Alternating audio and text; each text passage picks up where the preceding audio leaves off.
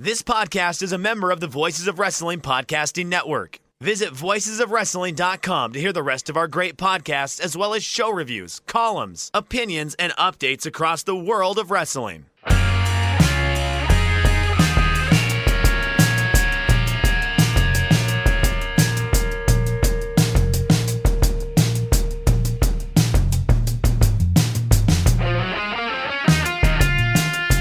Shake them ropes, Jeff, Chris, the usual gang here, rocking with you on a Saturday. Wait. So, one, I don't know that we're really rocking, Jeff, and two, there's only two of us. I don't know that it's fair to call us a gang. I like to think of it as the Saturday morning posse. You and me riding alongside or walking alongside with whoever's listening to this fine podcast on the Voices of Wrestling Podcasting Network, and we're with them. We're walking with them, probably on a Sunday morning. Because it's more of a collective, Chris, than a. The Shake Them Ropes Collective. The Shake Them Ropes Collective. We're gonna have an autonomous zone. It's gonna be great. You know that band Animal Collective? I know of them. Yeah. So, I mean, like, they were, when I was in college. Hold on. Never ask Jeff anything after, like, 95, I think, or 2000 in terms of music. Well, Animal Collective's not, like, super new. I mean, know. They're still active. Just but never like, listened to them, I don't think. They're also nationwide. What's kind of interesting about them as, like, a group, like, they literally are a collective. Like, there's a guy who leads it. I forget what his primary instrument is, but they really do just assemble different people inside of the Animal Collective group, and they do actually kind of work as a collective. So it's like a Steely Dan type of thing? Yeah. It's kind of like a modern. It's not Steely Dan. It was like really super centralized in that one studio, and I think Animal Collective is a little bit more. They'll go all over the place. And also Steely Dan really was between. Oh God, who are the two guys in Steely Dan? Help me out here. Walter Becker and Donald Fagen. Yeah, Fagen and Becker, yeah. So, like, you're really working around Fagen and Becker, and Fagen and Becker are bringing in, like, the New York Yankees of, like, just heavy hitter guitar players and stuff, and heavy hitter bass players, heavy hitter drummers. And Animal Collective, like, it's, like, super wide range of instruments. They do this for this, and they'll use these guys for that. And I actually ended up knowing a couple of guys in Denton who were in it, which was not that big of a deal because I think at that point, I mean, it's sort of a big deal. You're in like a band that people know, but there was also like 40 members of the Animal Collective at that point. So it's not like they ever got into like a group studio or whatever. They were working sectionally. It's kind of the origins of the Dave Matthews Band a bit. Their first concert was my first year orientation at UVA. And then, they had guys playing jazz at a bar down here, and they kind of pick and chose certain musicians, and then it was like they eventually paired it off to what it was going to be. But, yeah, it's interesting to watch evolutions of bands and things like that. I don't know how to get a good segue back into wrestling, so... Well, I can segue into myself here. I recorded some music here over the last few days. I'm like 3 songs into an EP, Jeff. I forgot this is a us podcast, not a wrestling podcast. You know what? People connect with the hosts. They buy into the brand of the host, and they want to be our friends, Jeff, and I think we should let them in. They want to be your friend. I get nothing but abuse from people online. Yeah, I mean, it's fair. It's true. Like, other people, you're more recognized and more, like, people know you better. And I guess in your case, to know you is not to love you, but I love you. Oddly enough, the only people I get crap from are people who are connected to us. It's Cody and Trisha. And that's... Well, yeah, but, like, I mean, Cody barely counts. Wow. Ooh. I'm going to get a DM on that. Because Trisha counts more? No. I'm gonna get a DM from Cody is what I'm saying. Seeds planted. Yeah, that's true.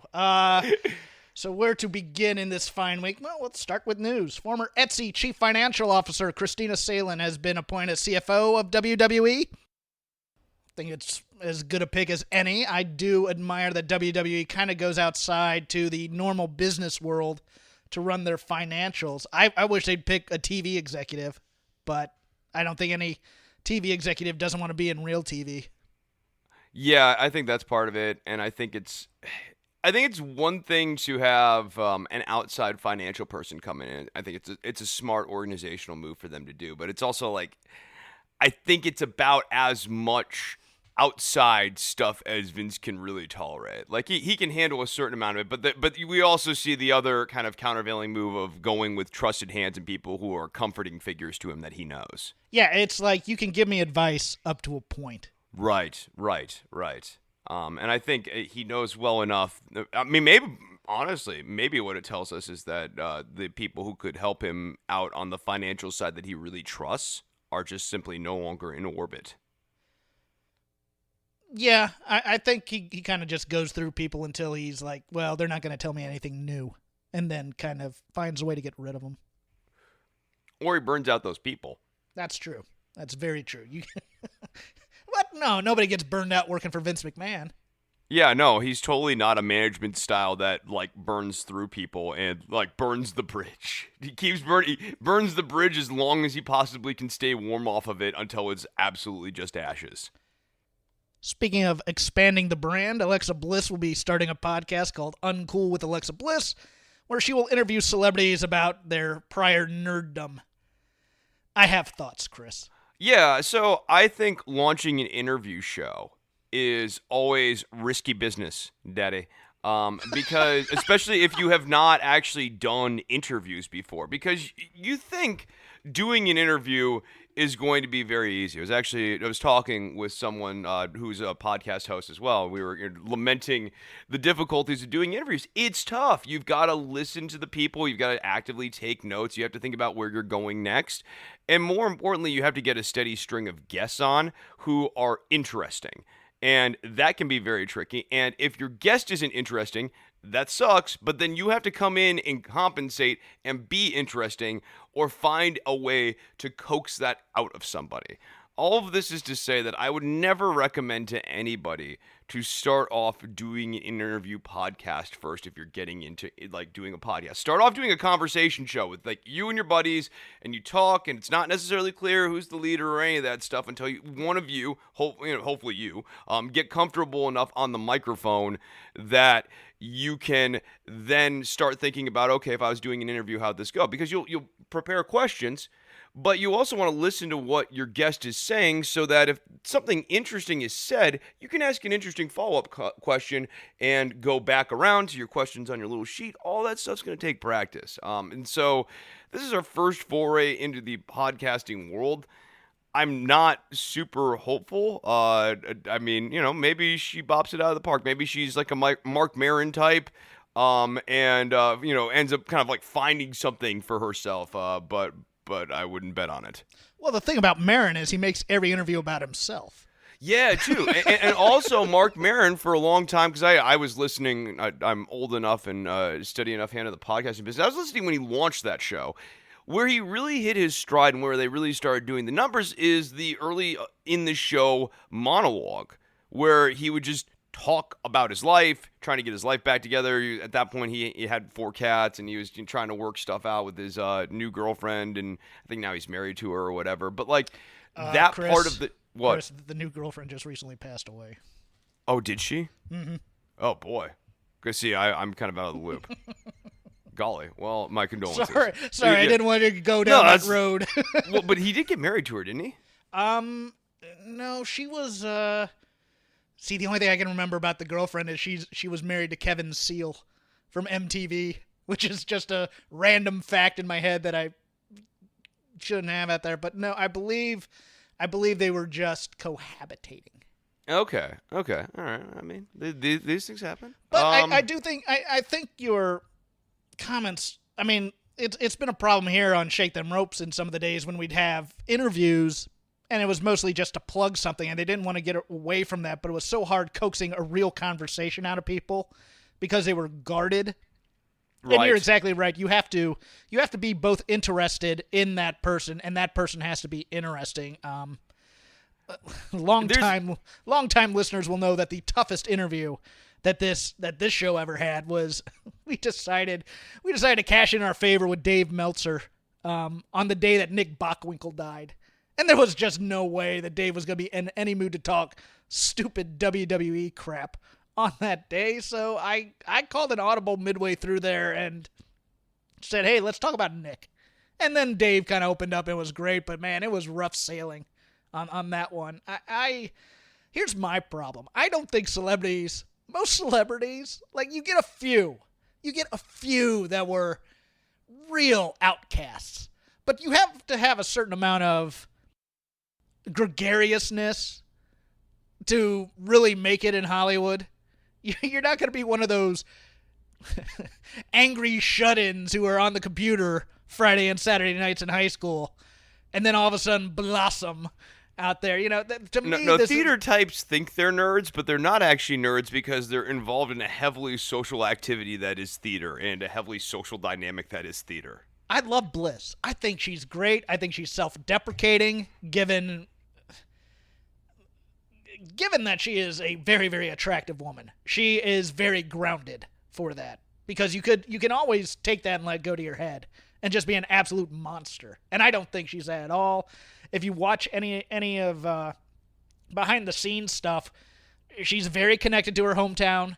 She's very connected to her old friends, which is important to me. I think the thing that you see is if people become celebrities and all of a sudden they have a new social circle, then it's a time-honored story in Hollywood that you dump all your friends who helped you get there after you've made it because you're looking to continue the ascent. But I just don't, like, there was a rash in the mid-aughts of very attractive people basically putting on glasses to buy into nerd culture and say, I was a nerd in high school, I read a comic book, and you just kind of go, yeah, but you were still captain of the football team. That kind of thing.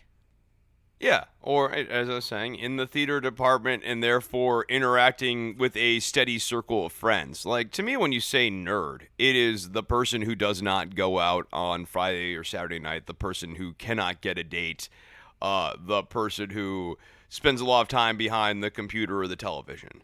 Or they will hang out with their, like, look, I'm a bit of I'm a marching band geek. So, I mean, we'd all get together and watch movies. And yeah, that's kind of it. The Stranger Things kids, where you like all are just hanging out in the basement or whatever, like those kids are nerds. Chris, Rey Mysterio has been working without a contract for a couple months now. I'm assuming he's getting paid. Do we know how much? Yes, do we have any idea of what he's making, like, per show? I have no idea. It's a handshake deal. Interesting. I'm sure that per show number is good for him.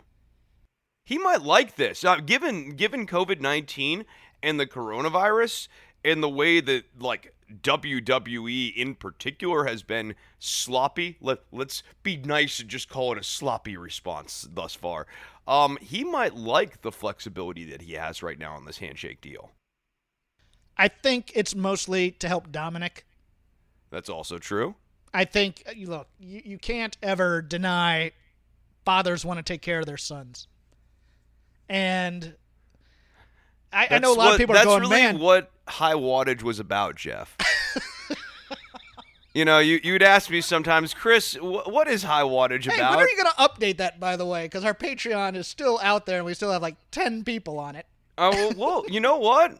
Let's. I'm going to do another episode of high wattage. Okay. Yeah, no, I think it'll come back because really high wattage. You'd ask me sometimes, and it's true, Jeff. It's really an exploration of a father's love for a son. Get it together. I got to recover to that. Yeah, recover. Oh, bitch. God. But everybody's like, well, man, Tony Khan should pay him a whole lot to jump. I'm like, yeah, but you got to understand a few things.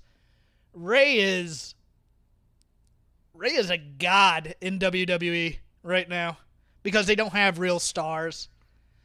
He's and he's also his he's coverage so right now. Influential. He's out kicking his coverage right now on this push because really he should be putting over younger guys right now. And he's in the midst of basically their second top-tier feud on Raw. Yeah, he's in a high-profile feud with Seth Rollins. Now, granted, like, Seth Rollins is at a lower profile, but, like, they are anchoring the middle of the show with Rey Mysterio right now. It's a weird time in WWE. Speaking of which, Chris, WWE has come out and officially said that the match between Ray and Seth at Extreme Rules, the horror show, someone actually has to lose an eye. This is going to be one of the weirdest live event pay-per-view thingies, whatever you want to call them these days, that they have done in a very long time. When you like look at the card, from the bar fight to the horror show with Bray Wyatt and Braun Strowman to now an actual eyeball coming out. I mean, it's a Code of Hammurabi match, eye for an eye. Yeah, like, okay, so why even make this promise? Because they are like, they're not going to get access to a real eyeball. I can't. Where are they going to go to a hospital and be like, to go to a morgue and be like, how much for a human eye? Hold on, you are looking. you have added a level of depth here that even Does I Road could not Dogg know somebody? Oh, they're going to fake pulling an eye out, but they need to use an eye for the real prop. Chris, come on. Well, a cow's eye? No, Chris, they're going to use a white marble or something on a That's rubber not a real band. eye. No one can see through a marble. Well, I have seen an eyeball come out during a match, but that was Vader and Stan Hansen. Right, yeah. I mean, hard way it. That's what I'm saying. He'll just pop right back in there. Is No Ray big deal. going to have to wrestle blind? Or is that the because I was trying to think about how does this play out. The other plays out that Seth Rollins has to wrestle with an eye patch, which I think he'll hate. And I think Ambrose was complaining when he had to wrestle with an eye patch. Like it was not comfortable for him.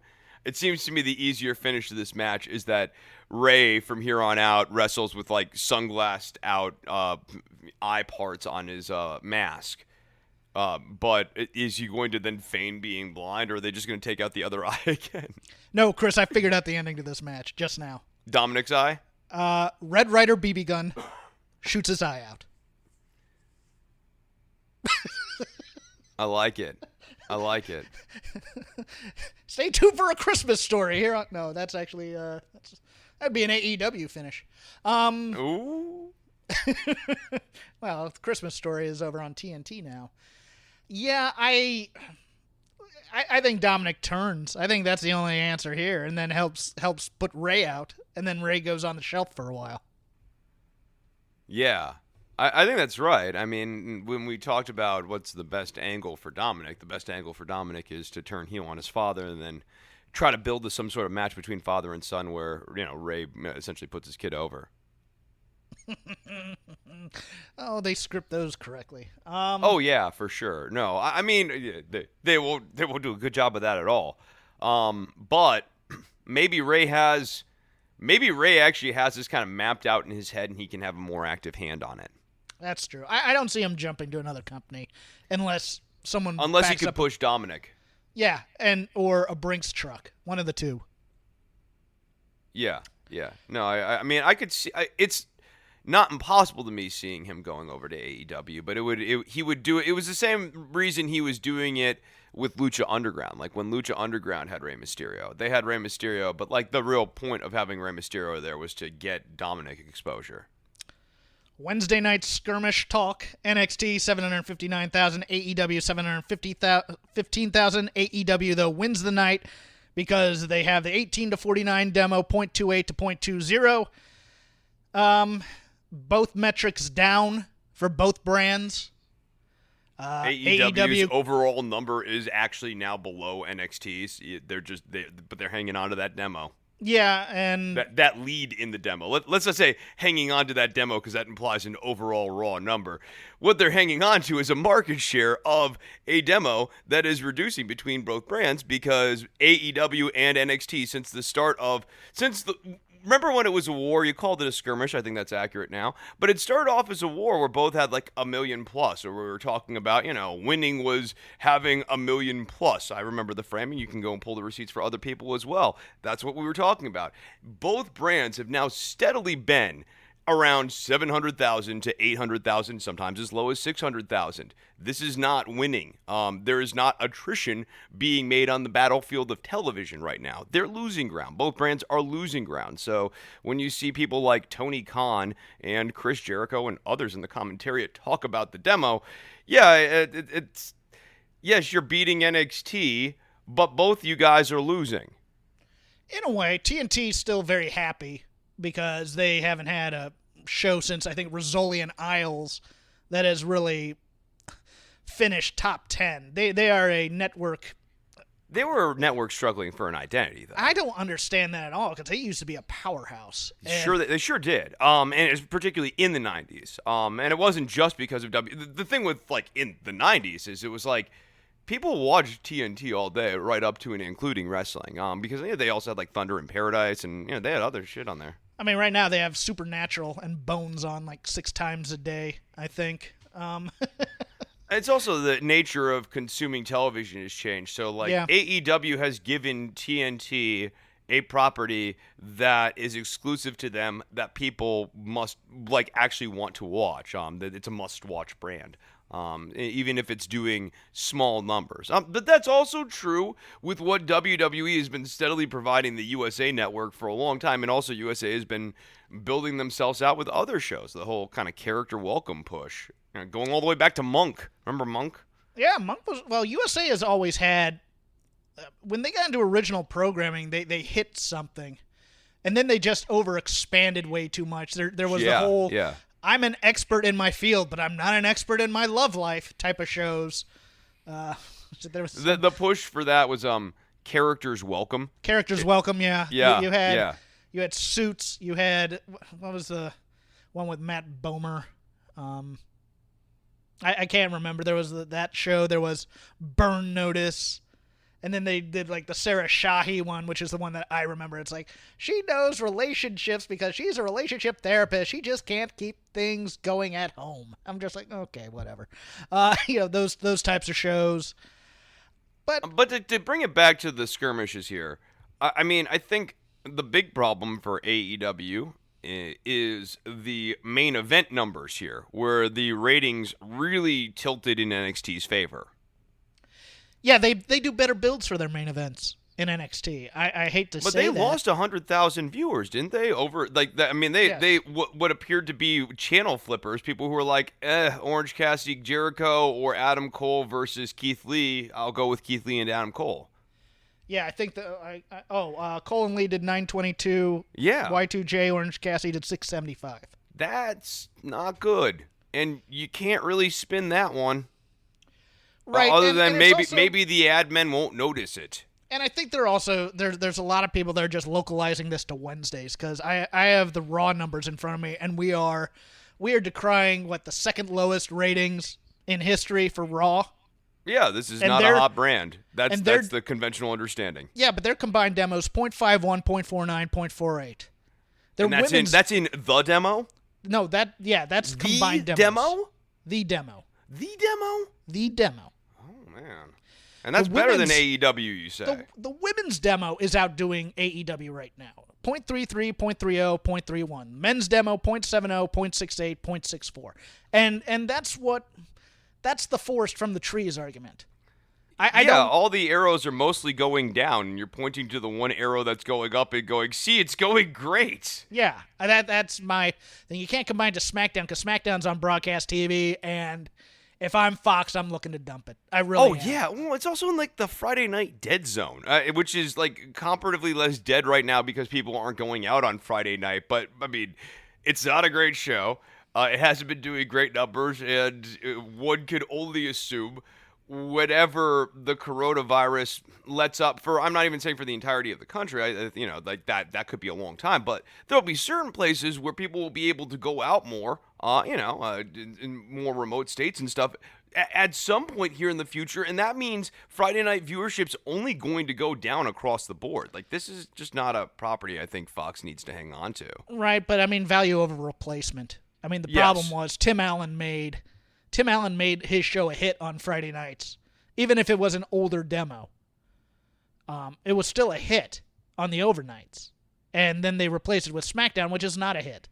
Yeah, and I think it also misunderstands who's the market on Friday nights. That's true. That older demo is your market on Friday nights. This is not to endorse, Tim Allen's show or whatever, but like his show was marketed correctly, in my opinion, to the audience that was available to you on Friday nights.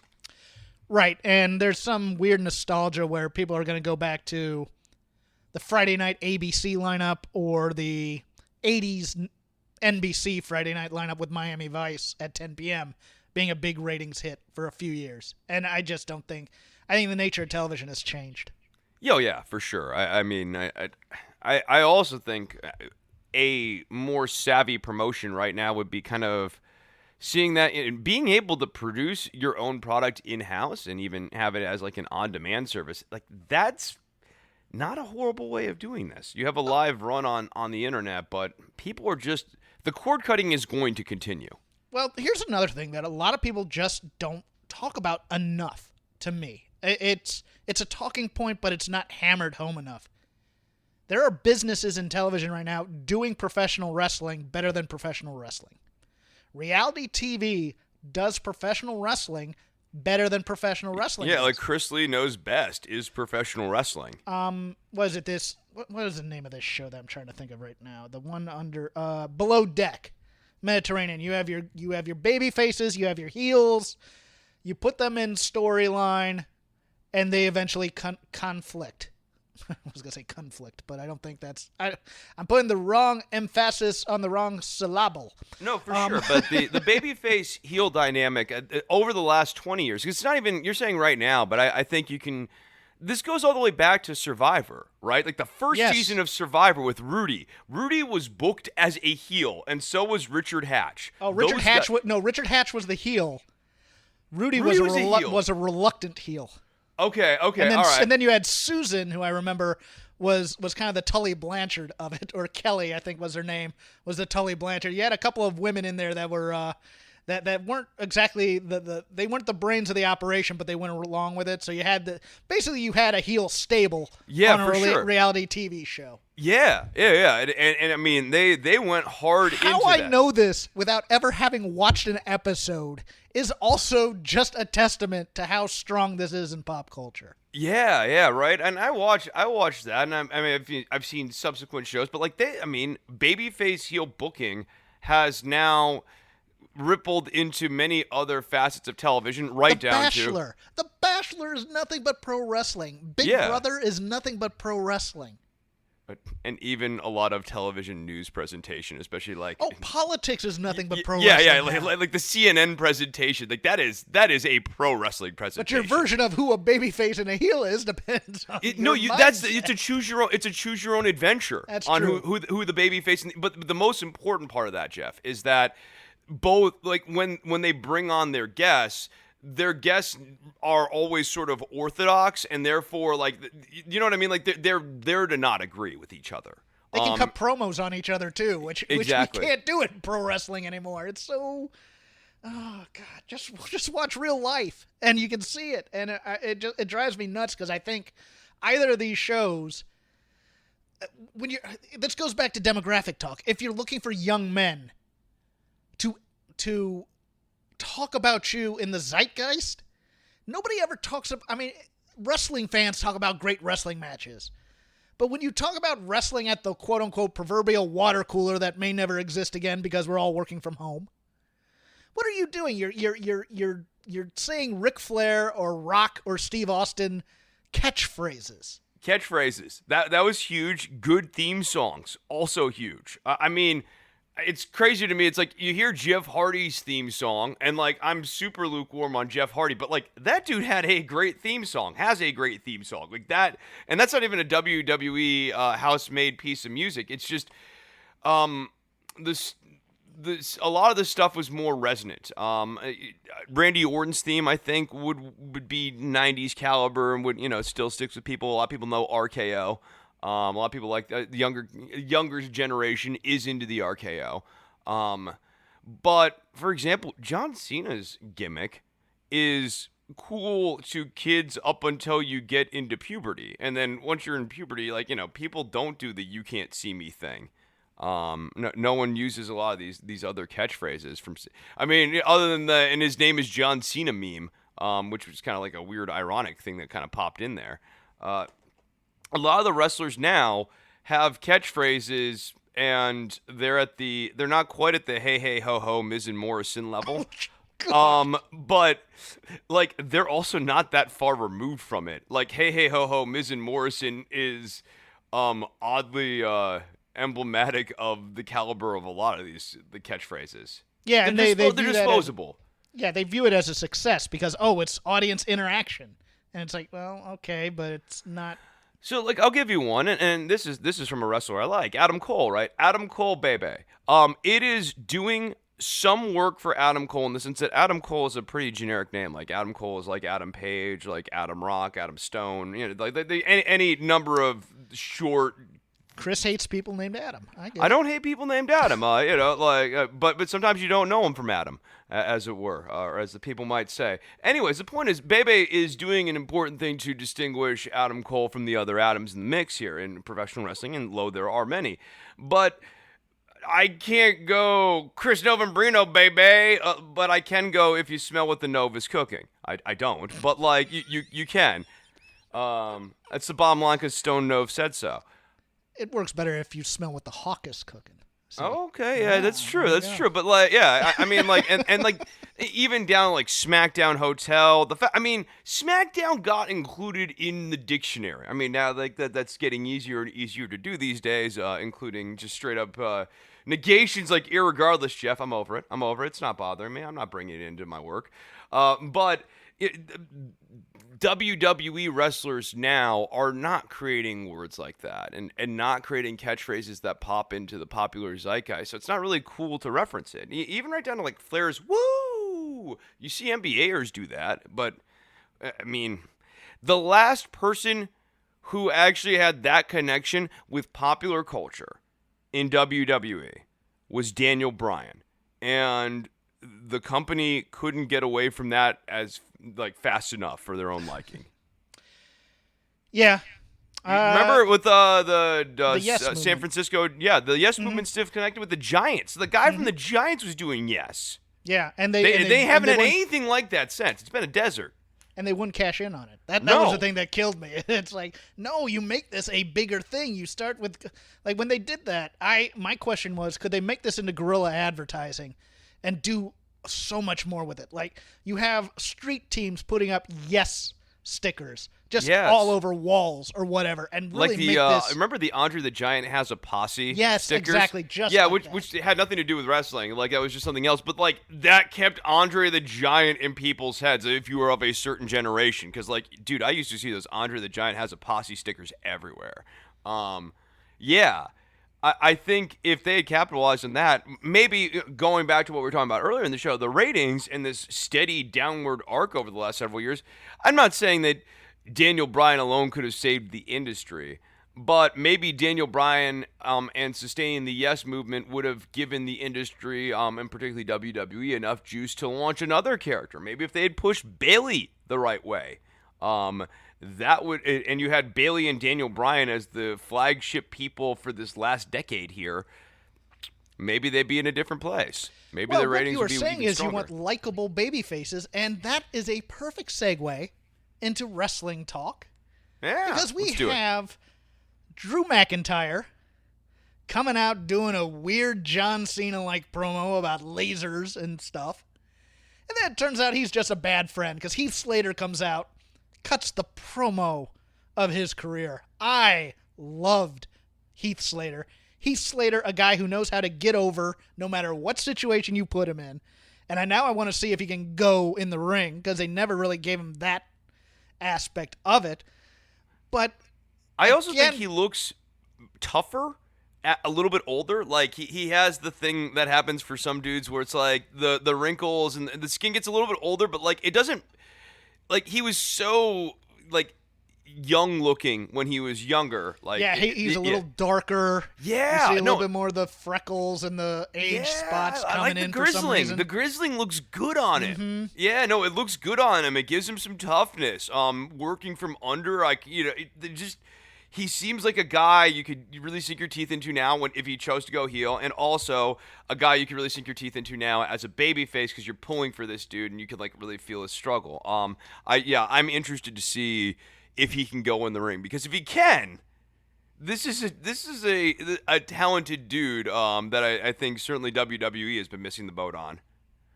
He's not coming to WWE. I think he's going to TNA, and because he was there. Not under contract. He was there at the behest of Drew, who wanted to help his friends. That's backstage. On screen, though, Chris, he's a man so consumed with success and being the alpha, he doesn't call his friends. And that is such a Vince trademark. And now we get into this Harry Chapin cats in the cradle type thing, where how come you didn't call me, Drew? I called you when you were fired. It's weird, and this is very much Vince's conception of like what being a strong dude is. Yeah, successful and strong or whatever. But like for all of us, we look at this and go, "Wow, that's a total dick move," sort of thing. Jerk mood. He beats him in like 3 seconds. Yeah, I mean that's the other thing. Then you put in all this equity into Heath Slater just to wipe it off the. I mean. And the moral of the story away. was what? Yeah, and the Drew walks away and only comes back when he sees that Heath is getting attacked. So, like, I mean, it's just... And then Slater's, like, all cool with it. And you're just like, all right, look, none of you have ever been in a friendship that crumbled and then got back And they together. didn't really explain Ziggler's manipulation of Slater's mindset either. Like, there were clear beats missing in this story. Like, what there really needed to be was a scene before this scene where Ziggler is talking to Slater and, like, they have an extended interaction, and then we build to this interaction between Heath and Drew and Ziggler. Like, if you're really going to go into the Heath Slater was fired and now he's back for this one shot, I mean, go all the way in. Have him come back. Look, I didn't really want to come back here because everybody knows he was let go. I think everybody knows that. I don't know if everybody knows. You know, because I think Vince is just assuming, oh, well, just bring out Heath and nobody will know the difference. But, you know, I'd go hard in the skid. I'd go, hey, you know what? I don't feel comfortable being here. I'm not really employed here. And you kind of do kind of a weird heelish Drake Maverick type thing where you go, hey, you're going to get a title shot tonight because I'm going to talk him into it. And if you win, you get your job back. Yeah. Ziggler sets all of this up and really kind of gets into Heath Slater's mind. Like, I mean, but then what you need to do is have a semi-competitive match against Drew McIntyre. It doesn't need to be very long, but at least for the first 3 to 4 minutes of the match, Slater really needs to be wailing, playing through his aggression in absolute desperation mode. You have to buy into the possibility he can win. That he might be able to eke this one out because he's being so like savage on Drew. Which is going to be a very ironic line coming from me because when we get into AEW talk, that's their big problem. Yeah, for sure. But like, I mean, this was like not even a squash match, really. You know, it's like Drew barely broke. Worse than a squash match. Drew barely broke a sweat. You built up a guy as talented and then you beat him in 2 seconds. Yeah, it was like one could be forgiven for forgetting they even had a match. Chris, are Andrade and Angel Garza the new Singh brothers? It sure feels like it. Randy Orton stuff is not helping them. No. I mean, he made them both look like goobers. And I mean, here's the thing. I think Randy is actually legitimately respectful of these dudes. It doesn't, you know, he wasn't trying to bury them. He's just given material that does nothing but bury them. Yeah, I agree. I think it's one of those weird things. And it's also just because of the height dynamic. Yes. That just feels like, okay, we're building these two up for a tag team title shot, but we're also putting red shirts on them at the same time. And then you have the bickering is supposed to be character development. That's the thing, is it's the thing that really red shirts them is the fact that, like, what he's really doing is he's just completely stepping over Zelina Vega's head.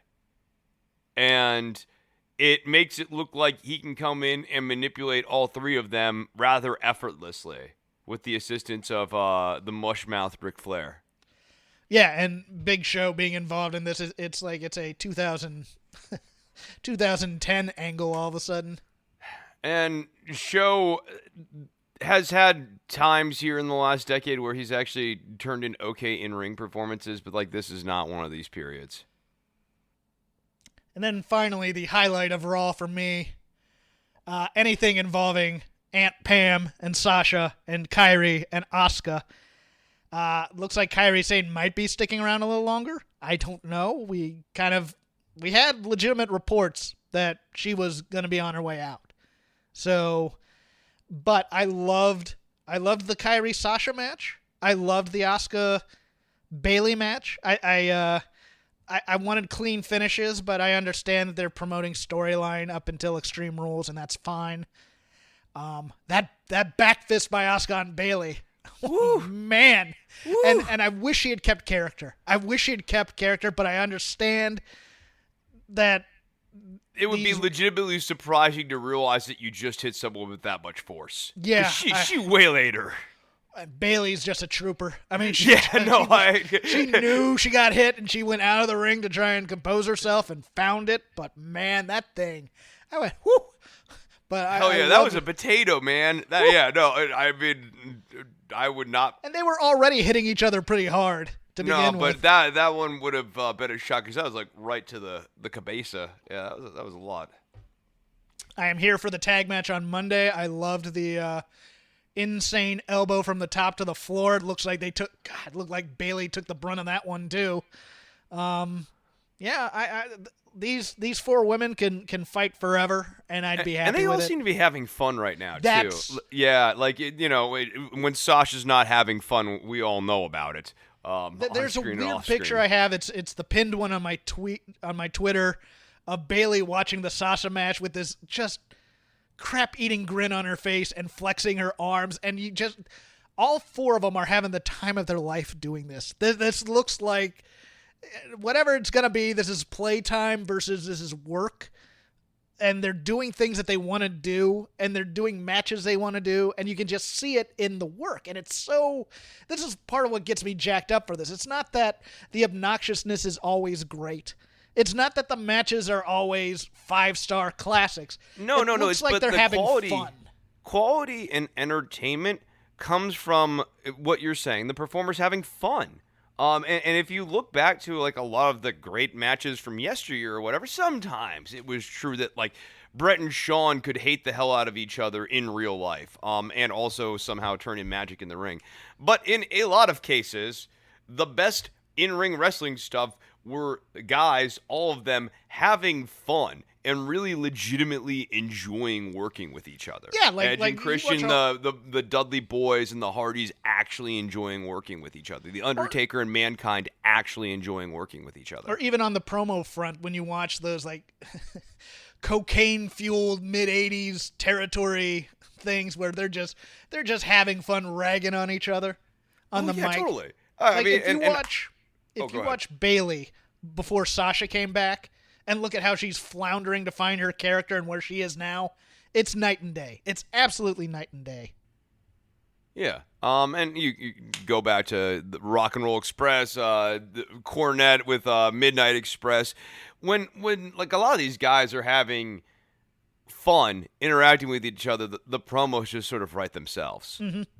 Yeah. And then the interactions, like the little funny zingers and like throwaway lines and stuff, the stuff that like you don't remember even when you're doing a recap show like this, but all the little stuff, it just falls into place and you can't contrive it. And if you sat there and tried to write, you can't write organic.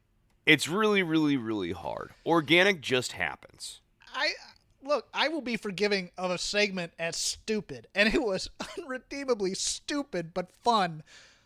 When they interview the Kabuki Warriors and Kairi starts playing the theme on the recorder and Asuka's just dancing to it, and you're watching this going, if anybody walked in the room right now, I'd probably flip the channel, or I'd say, this is hilarious, come sit down and watch it. It's so ridiculous. this, but they bought into it and they're having a blast doing it, and I'll be forgiving of that. Yeah, no, I'm on board, and the work is good. I mean, I think that's the biggest thing. Yeah, consequently on SmackDown, I thought Alexa and Nikki have great chemistry with Bayley and Sasha as well. I really liked this. Nikki is just so weird that it's gone through the looking glass of me hating it for a while, and now I just love watching her just be insane all the time. I like how much Nikki bothers Bayley, and Bayley is doing a very good job selling the annoyance in the front, like just like, what is wrong with this person? Like in the same way that like Nikki in certain ways is like a bizarro version of the way Bayley used to be. Yeah. Particularly as a babyface. Like really ecstatic, really wants, to be a champion. Like it has many of the same character traits that Bayley once had. And so Bayley now as a heel has the revulsion of seeing oneself in the mirror or seeing the way one used to be. And if you watch that tag match, you can see both Sasha and Alexa needling each other too, which is funny on many, many fronts, but you can just see it. And the interplay, even if it's just on screen, is just so fantastic. I'm loving the women's division is really keeping me into the main roster. It forgives the men's division here on WWE because, like, I mean, we're on SmackDown here, so you're not big into a swamp fight. I'm not into a swamp fight, but I gotta tell you, the Jeff Hardy stuff it's one. Who needs to see this much Jeff Hardy in 2020 right now? No, like some knock on Jeff Hardy.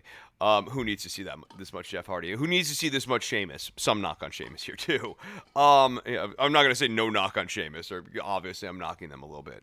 But God, this angle it's tacky. And the defense is, well, I like tacky in professional wrestling. This is even like entertaining tacky. This isn't building to something tacky. And like, I'll just say this for my own personal life. I don't drink. I'm sure I've mentioned that on the air. But the reason I don't drink is not because I had a drinking problem, but because I have known so many people who have had a drinking problem and how serious that stuff is. And it ultimately kind of, you remember my original co-host when I was first starting here on Stipulation? Yes. Yeah. Drinking problem. That's a reason why he's not doing radio anymore. He like completely fell off the wagon. Like this stuff does ruin people's lives, and so it's not fun. It's not like I can't watch it, but I don't enjoy watching addiction and stuff being made light of, and I think it's an unenlightened way to look at this stuff. And oh, by the way, right now in America, like opioid addiction is a real problem. This is something that like probably is affecting viewers, and you have Vince sort of like poking fun at it and having fun at it, and the heels having fun at it, and who gains from this? I think you can, whatever heat you're getting off of this, you could get a completely different way without doing this. It's that combined with the fact that Jeff Hardy has been on this roster for 20 years, give or take, and he still goes to the top rope and gets distracted by somebody coming on the Titantron. It's the insulting and the fact part that you're using the Irish wrestler Sheamus as the guy to encourage him to drink. Yeah, it's not. No, Chris, that's not a stereotype. What are you talking about? He has like Guinness posters on his wall and stuff. I mean, that's rough. That might be his like actual. Guys, we're being too subtle with this. What can we do to add to? You know what? If we put beer posters in the background, yeah, maybe that'll hit it home. I'm someone who's not. I wouldn't say I'm easily offended, but like, I mean, you're stacking layers. You're stacking layers of offensive material on top of each other, each one of which you might be able to get past. But like at a certain point, I'm just like, this is low key one of the most tacky angles they've run on WWE television probably in the last 5 years, and I don't think it's really being appreciated as such. Chris, next week we could send him to rehab, and we'll have Sheamus come in with a bar. Rehab. Yeah. He's in rehab and he's meeting with a psychologist. Sheamus busts into the psychologist's appointment, knocks out the psychologist, and just starts pouring Jack Daniels in Jeff Hardy's face. No, he offers the shrink a drink, and the shrink starts drinking. Oh yeah, I love booze. Dr. Absolutely. Furley, what's your brand of cocktail? I'll take an old-fashioned if you have one. Sure thing. Coming up. Shake, shake, shake, Yeah. shake, shake. That's comedy, pal. Yeah, no. So I mean, I hated this. Also, like, if you're gonna have Jeff Hardy have a match with either Miz or Morrison, please John Morrison, and not the Miz. Let Miz talk. Let John wrestle. The men's tag, I thought, redeemed things because before the men's tag, even though there was no finish to it, Lacey Evans, Chris, is karaoke not a good basis for a wrestling feud? And especially two heel turns within the same segment? So okay, we have Dana Brooke, Lacey Evans, Naomi, and Tamina out there. Tamina the rules. Usos cut off Tamina was the amazing. 4. They cut off 3 of the 4. They all start fighting. Lacey starts fighting Naomi. But then Dana Brooke comes in to help Naomi. Tamina tries to break it up. Dana Brooke then turns on Tamina. Yeah, because it was very weird to have Lacey be presented as a heel. Yeah, when she had just turned baby. Right, and they I mean, we've always had issues with her baby presentation, but, like, here's an issue. And then, yeah, Dana Brooke, they had been making her wacky, zany, likable baby face character, and she comes out as the honky tonk man. And is it...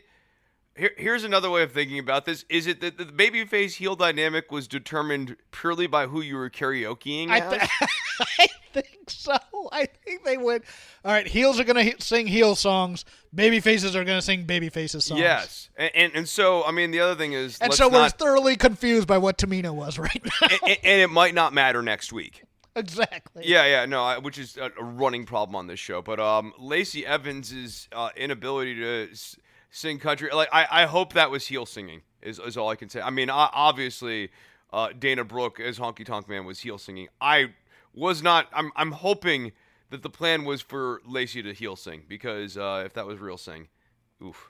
Really, they needed that bar from last week's SmackDown out there before anybody sang because karaoke should only be done after a couple of cocktails. Yeah, and that bartender. I hope he's okay. I hope he's okay. We didn't get an update on him. Yeah, we didn't get an update on him. Yeah. Smoke bartender. But no, the main event was good. Cesaro and Nakamura and the New Day also seem like guys kind of similar to Nakamura, born again hardcore. Yeah, right. No, and this is my comp here is it's like what's going on in the women's division right now, where they're enjoying the pairing that they're in. They feel like that they're in some degree of creative control here, and like it's just not being overwritten. After Cesaro and Nakamura were broken off from Sami Zayn, and there was less writing going into the stuff that they were doing every week, it just ended up working out a little bit better. And Cesaro now is kind of filling in the charisma vacuum that like initially was there, and like. Nakamura he's got swagger. It's just like, you can't have him saying everything. You have to have Cesaro doing a little bit of the talking here too. Yeah, just make him a badass. That's all you have to do. All you have to do is make people badasses and people will watch. But yeah, like a 2/3, 1/3 talking dynamic where like Cesaro says like 2/3 to maybe even 75% of the words. And then when Nakamura speaks, he says something cool. Yeah, make them offset them to the New Day's. All the New Day's promos are Big E trying to make the interviewer a corpse. I've come to this conclusion. If you look at his facials when he's doing it, what he's doing with his body, if you watch that interview when Schreiber's introducing him, and you just watch what Big E's doing in terms of mad dogging Sarah at that time. No, there's a lot of joking on the square that has really populated the New Day act. Especially coming from Big E. Big E is a big joking on the square kind of guy. Mm-hmm. But I have no problem with they're here to have fun as long as you counterbalance that with they're here to kick ass and make money. And also that there's some substance underneath it. Like, it would be one thing to superficially just read the pancake stuff and some of the other stuff that they do. Like, you could just read it on one level, but like there's clearly layers to the New Day act. I think some of which is not even appreciated by people backstage. Yeah, there's a subversive thing to the New Day that people aren't catching on backstage. Yes. I think especially for you and me, and like other people who are a little more savvy with wrestling and know, kind of what's going on in the industry and all that stuff. That also gives us something to have a little bit of fun with too. They have found a way to put a lot of wrinkles into their act and appeal to a lot of different audiences. So, Fyter Fest Week 2 or the Great American Bash Week 2? Which would you like to go to? Well, I mean, Fyter Fest did win in the demo. All right, the Great. I loved the 8-man tag. I didn't love it as much as a lot of people did, but it was pretty damn fantastic. I get the story of the match. The story of the match is that FTR and the Young Bucks do work great together, but the miscommunication is what's going to undo them. Yeah, these are great wrestlers with personalities that are explosive and combustible. Ray Phoenix with that Canadian Destroyer to the outside was something. My one concern was they love putting the Butcher in these positions of do something strong right now, and you can tell he's kind of tired. He gets lost too. I think the Butcher's got potential. I think he's got a good look too. Yes. But men he with also, monocles, big burly men with monocles. I'm all about it. Yeah. He's kind of got a big bully Busick thing going a little bit. Busick, he has that Ole Anderson, Stan Hansen. Yeah, he's got a look. He's got a great look. Yeah, Mm-hmm. I dig it. But there are definite points in this match, especially when you're working with like the Young Bucks and FTR and all these other teams that have really great timing. The Butcher does not have that yet. And that's stuff that only comes with spending years in the ring. And also, some natural ability too. And I think the Butcher is working from a shallower reservoir of natural ability, and so he needs some time to kind of really build up. And also he needs to be put in spots where he can really excel. And they just need to do, for me, it's one of those things where, how do I put this? Modern day tag team wrestling revolves around so many set pieces that I think the Butcher is so much of a throwback. If it was just a kick punch, beat a guy down type of thing, it would be so much simpler for him to do that. It's like having Mongo in there. Yeah. And putting him up against luchadors. And you don't want that. You know what the issue... Okay, so, obviously Mongo has many issues, and we're all in love with the That's Our Mongo and he's account. better than Mongo. For sure. But, one of the big issues with Mongo is that, Mongo would try to, one of the many issues, other than, having happy feet and all the other things, is he'd try to fly around, right? He'd try to move around too much. And I think, with the Butcher, what does he need to do? Big, long, stalling suplexes and, power moves. All he needs to do is deliberative power body moves. slams. Stuff that looks really painful. Particularly because it's slow and deliberative. Yeah, it's it's. I don't know. He's a guitar player, not a bass player. But I'm thinking of a musical reference where it's like, okay, you want a bass player to have a solid bass line. You don't need them to be Flea or Les Claypool all the time. Yeah, Jaco Pastorius. Because I was going to school up in Denton, one of the big issues back in the day is I'd try to find a bass player. I used to ask them what they thought of Jaco Pastorius, Jeff, because I played with one guy who was very obsessed with him, and most impossible dude to play with in the world. Talented guy, good bass player, but not Jaco. When do I get my solo? You're the bass player. He would change the mix so that he's all up in the mids and stuff, and it was smothering my guitar, and then he would also just go meandering super high into the frets, into the guitar range, and it's all over the place, and it's very hard to work with and only works kind of well on its own. To get back to the Butcher here, what I'd like to see him do more of is a set. You remember Kevin Sullivan used to do the Tree of Woe? Mm-hmm. Butcher should incorporate the Tree of Woe as one of his signature spots and moves that kind of have that level, that vibe.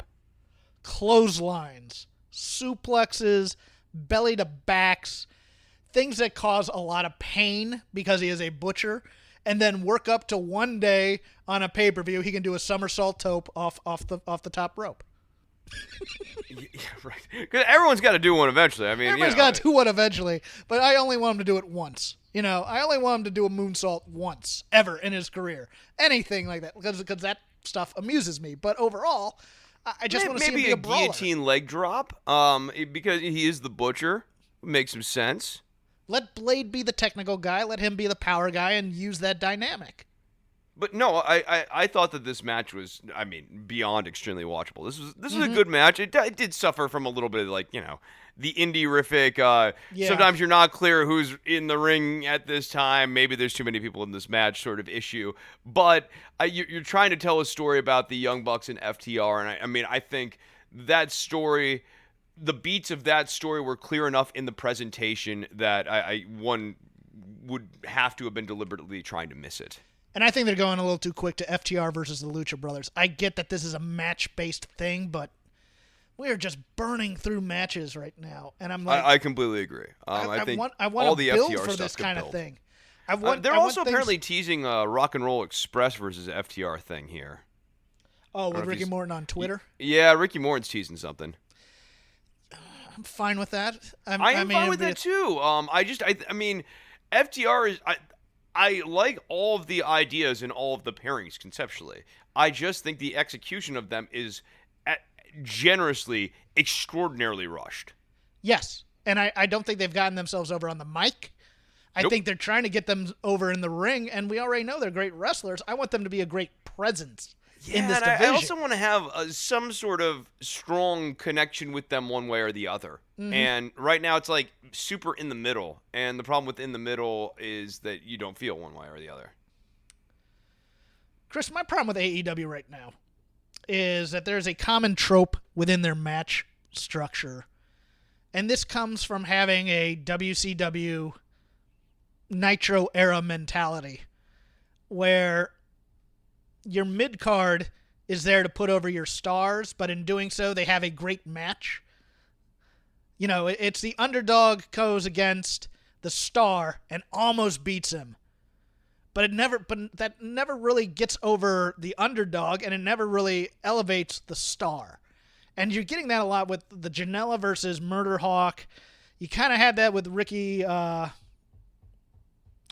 from NWA that I can't remember his last name. Ricky Starks. Ricky Starks versus Cody. Jungle Boy versus Cody. Here you had it with Private Party versus Omega and Paige. And you kind of had it with Orange Cassidy and Jericho. And it's fine if you do it once in your main event, and it's your main event, and you're trying to get over that guy. Because I thought Orange Cassidy versus Jericho was great. Don't get me wrong. I love it. We'll table that because I have more thoughts on Orange Cassidy and Jericho. But if you do it 3 times a show, it loses its effectiveness to me. Yeah. So, with Private Party, let's start there. I thought that match had some issues. I think that Private Party has a hard time kind of hitting their beats and stuff. And they just... And also, once you beat them, and you beat them in that way, how do they come back from that? Right. We're going to have a feud with the Best Friends or Butcher and the Blade. Right. What's the rebuild for Private Party? But... Yeah, and you paired them with Matt Hardy to manage them, to kind of give them that extra shot in the arm. And theoretically, at least if I was booking that match, Matt wouldn't have helped them get the win, in the sense of cheating to help them get the win, but Matt would have, the story should have been essentially this should have been to me where Omega and Paige broke up, because otherwise Private Party has nowhere else to go. I'm not saying that Private Party is a main event tag team. I don't think they are. I think that they need to. Quinn's the good one, right? I think they're both good. I think one's better than the other. I can't remember. Quinn is the more flashy one. Quinn's got something, but there's just a bunch of stuff. It all needs to be dialed down, and they need to have more of a. They do moves. Yes, right. They do moves. That's my issue with them is they do moves. They don't do matches. They do moves. Right. And there's certain, like, even the quote-unquote beats in their matches aren't even, like, beats as in narrative beats. They are literally like, okay, he's going to do the silly string. Yeah. I think they need to be workshopped a lot. I don't think Matt Hardy brings a lot to the act. I don't think he brings anything to the act unless Matt Hardy is going to tell them that they need to change stuff up after this. Like, this loss shatters Private Party, and they go, okay, we need to, maybe the party needs to be shuttered for a minute, and we need, something to get them a little bit more. I gotta be honest, unless Jeff Hardy's coming in as Matt Hardy's partner, I don't see the point. I agree. And if Jeff, who would blame Jeff for wanting to get off of WWE television at this point? I've tabled Orange Cassidy and Jericho. I'll get through my other 2 points. Sure. It's a tale of 2 managers, one who hasn't appeared yet and one who is killing it. I love Taz. I do. He's so good. He brings how should I doom, foreboding, menace. Evil. He's menace. menacing. That's the word I'm looking for. The menace that I'm missing. Like, without being evil. Jake brings menace, but he brings that mustache-twirling horror movie menace. Right. Taz brings, I'm going to take you in the alley and kick your ass menace. And he's like laughing at you like, ho, ho, ho, you're screwed kind of menace. And like when he's laughing at you, like he actually means it. But yeah, with Jake, it's like, I might pull out the snake.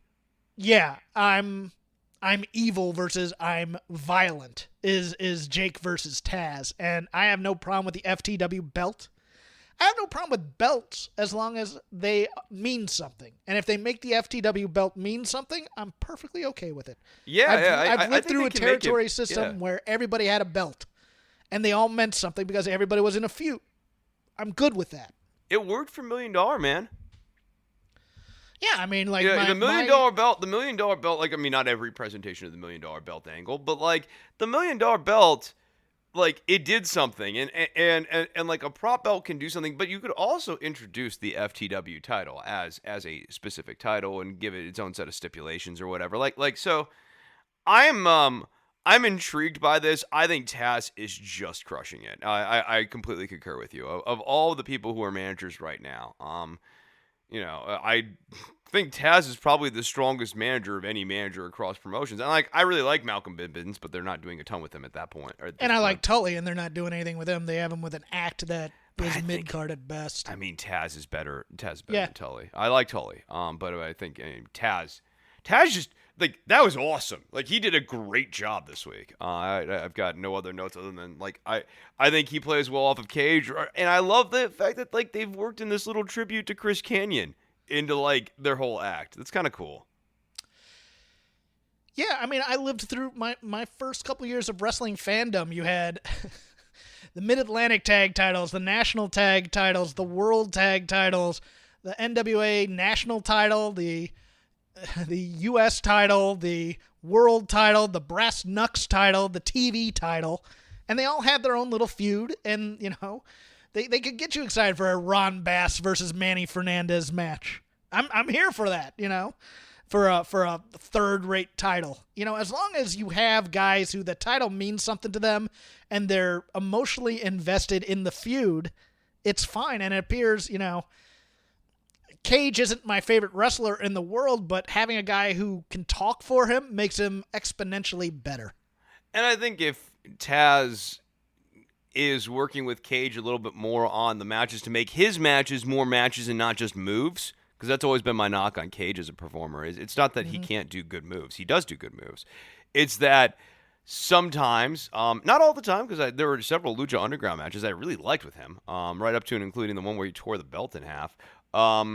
He has matches that are good matches, but sometimes he also has matches that are just a sequence of power moves without any coherent plot. He just wants to show off his strength. And the other person I'm guessing you want to talk about was Nyla Rose and her hypothetical manager. I hope that they use somebody they already have. I am now ready for an intergender stable of some kind. We're kind of getting that with the Dark Order with Anna Jay eventually. Yeah, right. I don't think we need another legend attached to wrestler. I think it's going to be Vicky Guerrero.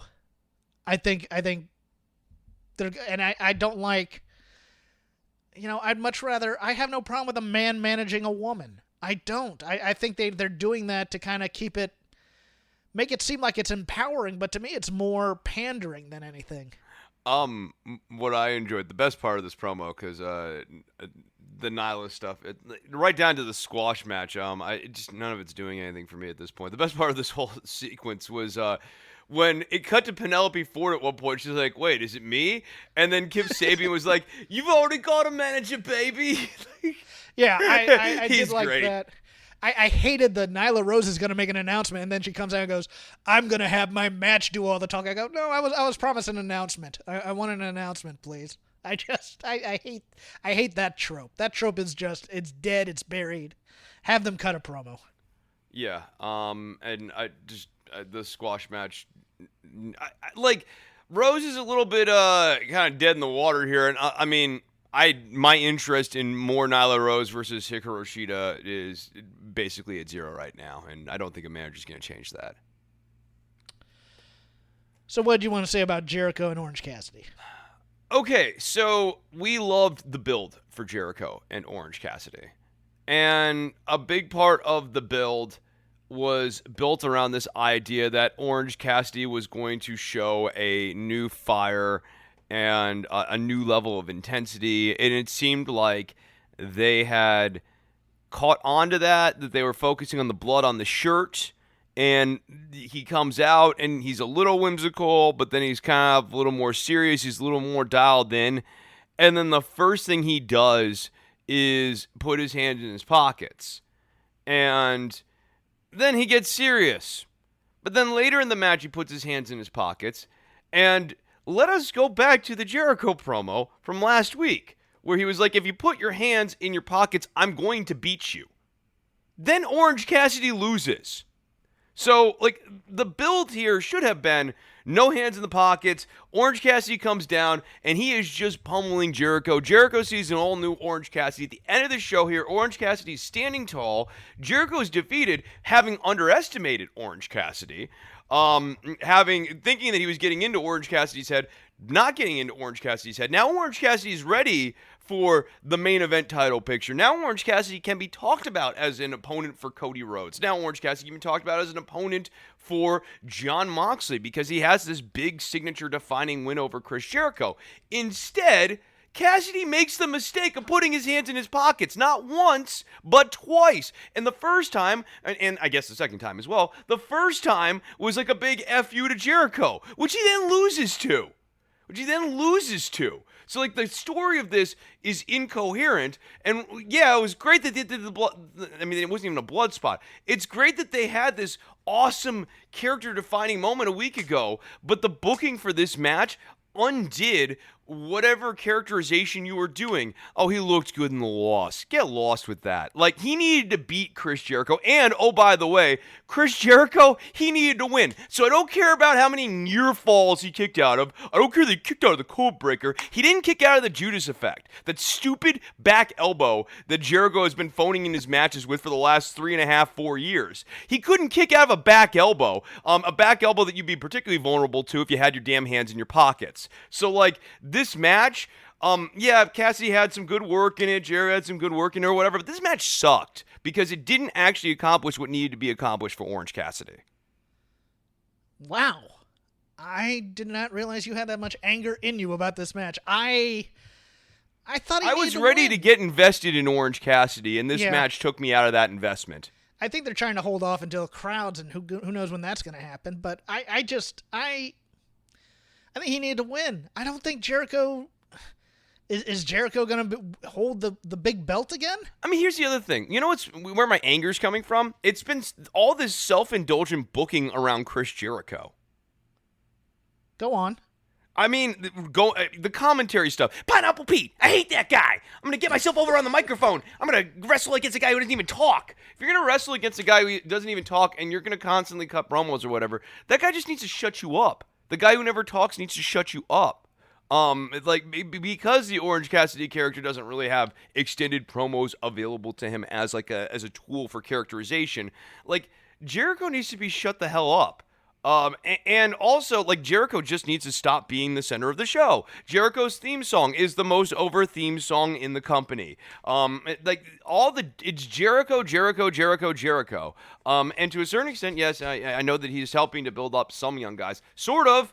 I need to cut you off there because I hate that mentality. I hate. If hate were people, it'd be China mentality. That if you're in the ring, because this is TNA mentality. It's if you were in the ring with a former WWE guy, you become a star. You're getting a rub, and you're not. Yeah. And you're not. Pineapple Pete is Pineapple Pete. Right? Remember I said, like, once you get framed as Pineapple Pete, I hate that guy. Once you get framed as that is a lower mid-card thing. And Pineapple Pete should have gotten a roll-up on Jericho. Remember what happened to Pineapple Pete? He got goobed. Rather effortlessly. Yeah, and Orange Cassidy got goobed in his own way. I mean, He kicked out of a code breaker, Jeff. He was great. Look, he was great with the focus in the match. He was great with the deflection of the... How would you put the self-indulgent soft kicks to the shin going into the super kick, the real super kick. I'm fine with that. I'm fine with that as a lull, but he has to win this match to make it matter. And particularly because Jericho said, if you put your hands in your pockets, I'm going to beat you. Because of that beat in the promo, which I guess both of them forgot about, once you plant that seed, dude went pockets, he lost. Moral of the story is Jericho was right. Who are you going to have beat Jericho for that first singles loss? Jungle Boy? We already did that with the title thing. So right. I'm like... God, you know who it's going to be? It's going to be Marco freaking Stunt. I don't think so. I think it's going to be No, Sammy. Actually, didn't he already beat Marco Stunt? I think it has to be Sammy at this point, turning, right? Yeah, maybe it is. Maybe he turns on Sammy. We relaunched Sammy as a babyface. That's a long ways off. I know. We're building up. Why does Jericho need to be built? He's a known commodity. And then, let's stick with Sammy for a second here. So then the question is, why would it be Sammy or someone else and not Orange Cassidy, who seems to be exactly. to me, is the guy. He's this is the the guy you build in up. the company, and you don't put him over a star. I just, if you have him lose to Moxley, I get this. Jericho isn't in the title picture right now. He can be beat. He can be built back up as a former champion, but he doesn't need to win this. That's what confused me. Yeah, no, there was no reason for him to win this. And then he won. And the most important thing is, so they're putting over that no one's ever kicked out of the Judas effect. I'm sorry, at absolute minimum, Cassidy should have kicked out of the damn Judas effect. Yeah, I think he should have won. That's me. No, I think he should have won. Yeah, obviously. Clearly, I'm angry about that. But the fact that he didn't even kick out of the Judas effect and commentary's putting that over at the end, he's just like all the rest of them, is the moral of the story. And if you don't like hearing that about your guy, Orange Cassidy, then you should be upset about this match. And it just strains credulity to have Proud and Powerful come out there to interfere. And Orange Cassidy sent his boys to the back, but you don't think they should be monitoring the situation and come out there immediately when they see this? Yeah, when he sent him to the back, he didn't send him to the back and go like, all right, now make sure I get my ass kicked. It was, I don't need your help unless something gets dicey. Mm-hmm. And it got dicey. And where were what's the name of that team, Jeff? What are they called? I believe they are called Best Friends. Oh, yeah, where were his friends? Very WWE-like booking. Yeah, very. And just sloppy storytelling. In a okay to above average match with a piss poor story and a piss poor conclusion to a story. Okay, we'll finish up with the NXT Great American Bash. Overall, I thought it was good. I thought it was sandwiched by two very good matches with some filling in there that... Bronson Reed and Tony Nese didn't light your world on fire? Well, Chris, we know, Chris, you are a big fan of Tony Nese. You are a... That feud must continue. Yeah. I liked Candice and Mia. I thought they beat the crap out of each other, and that's all I wanted. Yeah, they sure did. That was a good match, I thought. Yeah, I think, look, the histrionics of the post match were a bit much, though. Right? That was Just a weird. bit Yeah, much. yeah. And it was weird because it was going on like picture in picture and stuff. Like, so you had to really be paying attention to her with the chair and stuff in the little small screen. Mm-hmm. Yeah, no. I thought this was a good match though. I like the story of the match. I mean, Candice and Mia work well together, and like this stip worked really good for them. Yeah, and then like, yeah, to your point, Bronson Reed, Tony Nese, Johnny Gargano, and Swerve Scott. Like, there's not. It was like, good. It was good. I don't understand. I don't understand what they're doing with Swerve. I gotta be No, honest I don't with you, understand. Yeah, right. Because when they first debuted him, and then they debuted him in 205, and then they debuted him on NXT, he was hot, and now he's not hot anymore. And it's I tough, don't think you like, can make him in hot. the fake audience mode. But like, yeah, no, they don't. They always had a struggle for characterization, but people just were on board with Isaiah Swerve Scott. Maybe When he almost beat Gulak for the title. right. Yeah. But And- that, I mean, NXT has gone through so many reshuffles and resets, and 205 Live as a brand is now basically derelict. Chris, I watched 205. Oh, you did? I did. It's a ghost ship. It's now down to a half hour. Mansoor versus, I want to say it was Leon Ruff, but I might be wrong about that. I don't think it was Ruff. It was somebody else. It was the Isaiah Swerve Scott knockoff. You remember that guy? Oh The yeah, football I player? do. Yeah. Oh, And then Yeah. you had a pretty good Oni Lorcan versus Santos Escobar match. yeah. was Like pretty that. good. That would be cool. That would be cool, right? Like Oni Lorcan and Santos Escobar. I mean, Oni's great because you could just kind of like drop him into a match. But but man, it's in that PC. It's a half hour. It feels Yeah. like filler, and they get out of there. Oh yeah, and I mean, look, Oni and Santos are no better than to turn in A-level work on 205 freaking Live. I mean, What did you think of Santos and the crew against Breezango and Drake Maverick? I think that this was a perfectly serviceable match. I just like, What are we doing with Drake? yeah, that's sort of my issue. It is like, Why is he taking the loss? That's right? my other Why thing. why It's is like, you he got eating the pin Breezango here? there. Yeah, I don't get, like, it's weird because it was like the focus of the match from the babyface side was actually on Breezango and not on Drake. And so my issue is that you had this, white hot, especially in the context of NXT television, you had the white hot Drake Maverick character, and it is Breezango who gets the cool fancy pants entrance. Drake isn't even like a part of that. Like, I guess it'd be one thing if you're pairing Drake with Breezango as like a long-term pairing, but you're not. So then Drake eats the pin, and he's the guy who has to go back to a singles competition here. I think the right team won, but I think like Fandango should have been eating the pin here.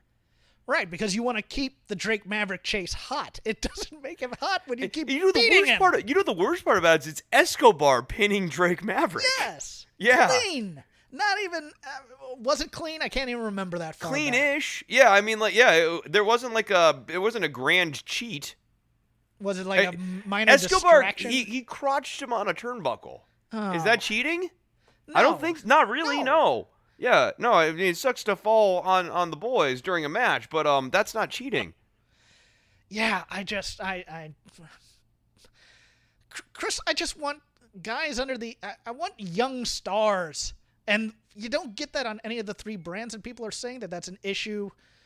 With NXT hotshotting everything, and all your stars are 33 and up, for the most part. I don't.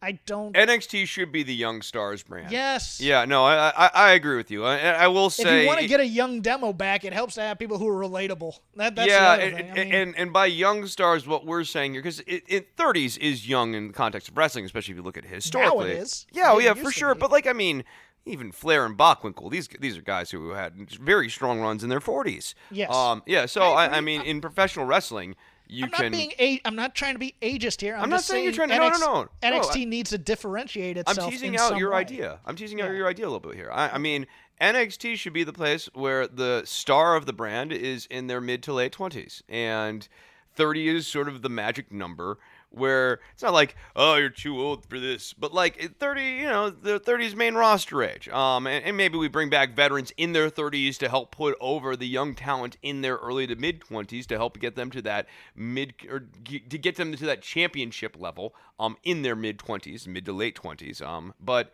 yeah, this NXT is the brand that Adam Cole should be the champion of from ages 25 to 30. And then moving on to other work, not because NXT doesn't need him anymore, but because NXT should always be trying to get that person from age 21 to 22 on the track to success for their mid-20s.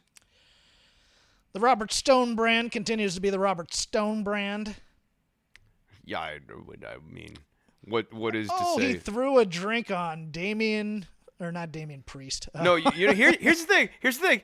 I think he's going to beat him. I think he's going to beat Killian Dane. I think he's going to get a win. Yeah, I think this is going to be Robert Stone's first big win, and it's going to be the thing that he's high over the moon on. Oh, God. Mercedes Martinez re-debuted, no longer from Waterbury, Connecticut, now from the Bronx. I love it. Was a wrinkle that only I noticed, I think, but it's like, are they... I don't know if Mercedes Martinez lives in New York, but they're obviously wanting to make her tougher by saying she's from the Bronx as opposed to Waterbury, Connecticut. Yeah. So I think, it's good to have a new strong heel in the mix. I think, especially the idea of Io Shirai versus Mercedes Martinez in a main event. Yeah, I'm into it. I'm way into it. So this is the start of what I believe is a positive direction. We had Damian Priest on here, didn't we? Did he face Grimesy? Or I think he's facing Grimesy next week. Next week, okay. Yeah. We already went through Tony Neeson, unless you have something else to say about that match. No. I didn't realize they were in a feud. I must have missed that. No, okay.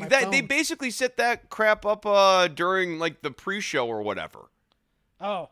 It was kind of the same thing that they did with Isaiah Swerve Scott. It was pre-show, phony baloney booking. They didn't do any build. I mean, to that point, this is the type of match that is not NXT TakeOver worthy. And one thing that they call in this Great American Bash, they didn't call it TakeOver, but that kind of booking is not the quality of booking that we have come to expect from NXT booking, and I think it's hurting their brand. And then to end the show, we had a pretty solid match, I thought. I liked Keith Lee versus Adam Cole. Good match. I liked this match, man. I thought that this was the right guy won. I liked the end beat. As in terms of a story, comparing it to Jericho and Orange Cassidy, and then also keeping in mind the ratings, I think a lot of people on Wednesday night made the right viewing decision because they got a much better story and, frankly, probably a better match over here. Trash talk is fine. Cutting promos mid-match is not. That's the thing I'm just done with because, for sure. Sasha used to do this all the time, and I'm just I don't want to see it from Sasha either. It's some people are blaming saying it's an HBK trope. I hope it's not because I'm sorry I love you against Ric Flair. This all goes back to that. That was fine. That was fine as a moment to end it. But I don't think you can blame it all on that. But Cole, you can't win the big one, Keith. Beyond everything else, that level of foreshadowing, at least unlike Jericho and Cassidy, that foreshadowing resolved in the right narrative conclusion. And I think this ends up okay. We have Lee with both belts now, but I think we're getting a 3-way with Cross and Cole, and I think it's a way to have him lose one of the belts. Interesting. I liked the stuff with Karrion Kross. I even liked the final shot of Kross. I thought that was a good way of blocking and staging him. They're giving it to him.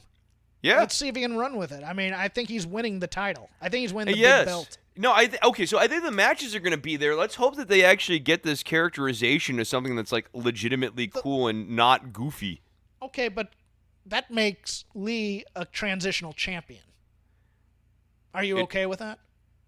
Yeah, because going back to what you were talking about earlier about what this brand is supposed to be about, Lee's not actually the blueprint for this brand.